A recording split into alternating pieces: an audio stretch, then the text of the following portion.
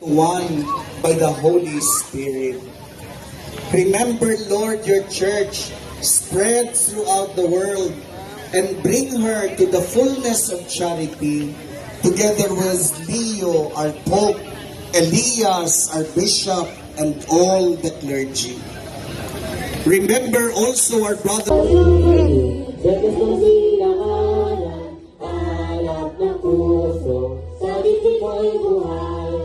Lupang hihira, tuwing ka lang makitig sa maglulubig. Di ka masisiit sa dagat bundok, sa simoy at sa langit ay mahal. May dinagang tula at awit sa pagkayong minamahal. Ang isang ng matawag mo'y tabok, kaya nagtirinig. Kami tuwing nakaramdam kaya, at may di magdidinig. Lumalang araw ng alhati pagsinta, kung anong langit sa mo. Ang hidaya ng pagbayang natin, ang mamatay lang dahil sa'yo.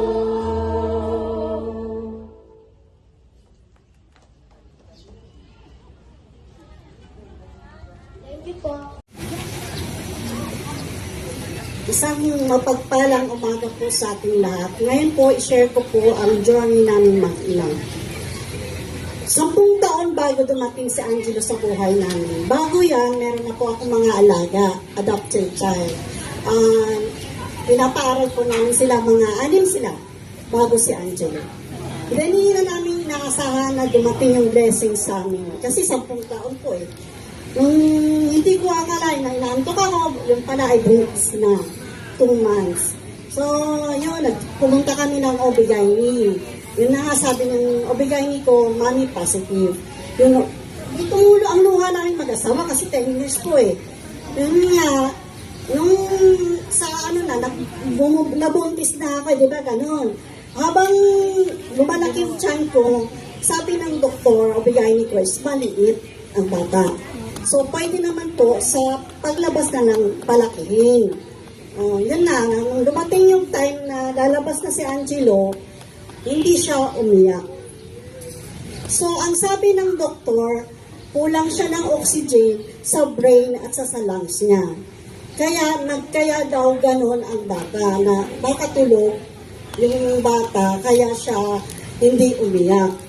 At sabi pa nila, sabi ng OB-GYN ko, mommy, prepare for the expectation. So, sabi ko, Dok, ano po yun? Paano si Angelo? Kumusta po? Hindi nila masagot kasi nasa ICU po si Angelo. Naka-oxygen.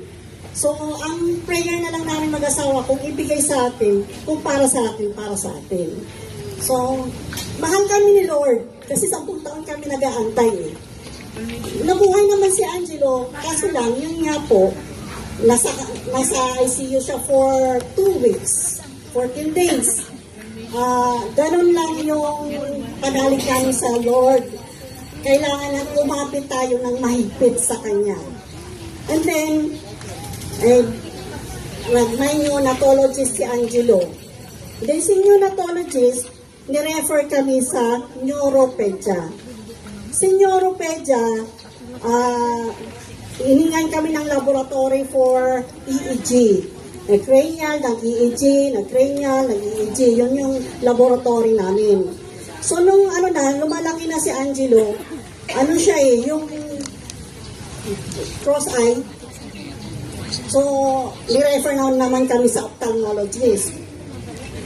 Hanggang ilang taon yun na nag-optal kami kay Angelo. Nung sabi naman ni Neuro, Mami, kailangan natin si rehab. Ipa-therapy natin si Angelo.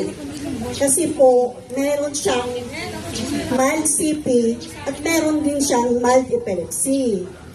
Kasi hindi siya, sabi niya, hindi mo siya nag-roll dog, hindi siya gumagapang. Sabi niya, kailangan niya mag-therapy. So, nag-therapy si Angelo, combine po yung OT at saka PT niya. So, habang nag-OT at PT si Angelo, kami umiyak kasi umiyak din siya.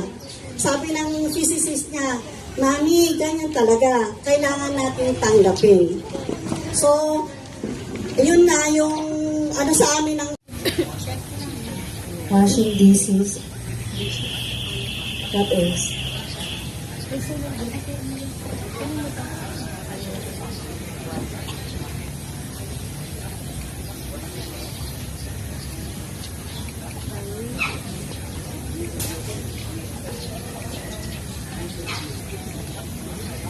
What do you do at home?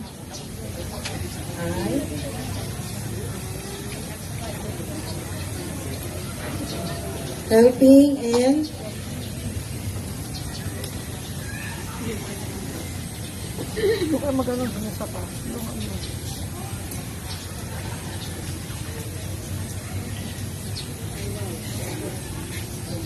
helping and washing the dishes. How do you feel at home? I feel happy and safe. How do they help you? They help me and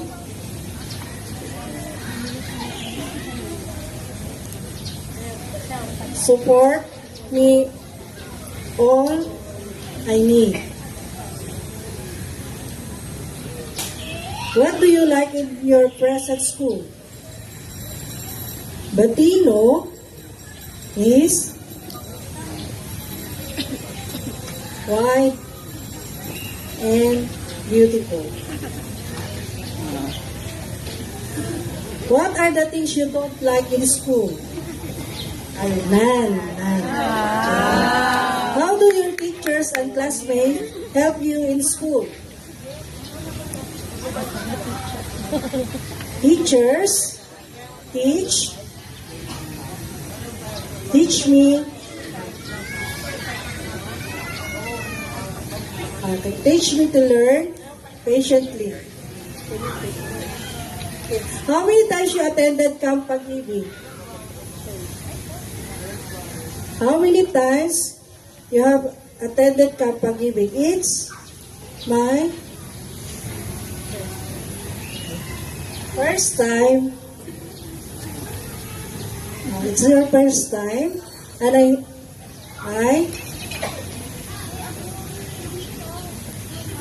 hope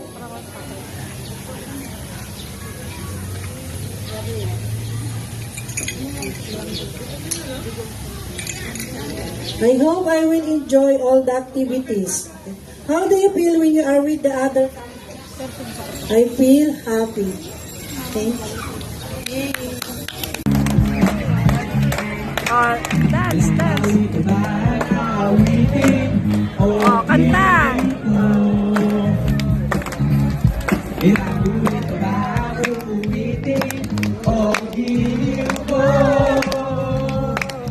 Tanong oras na ako, nagpapagod sa'yo, di mo pala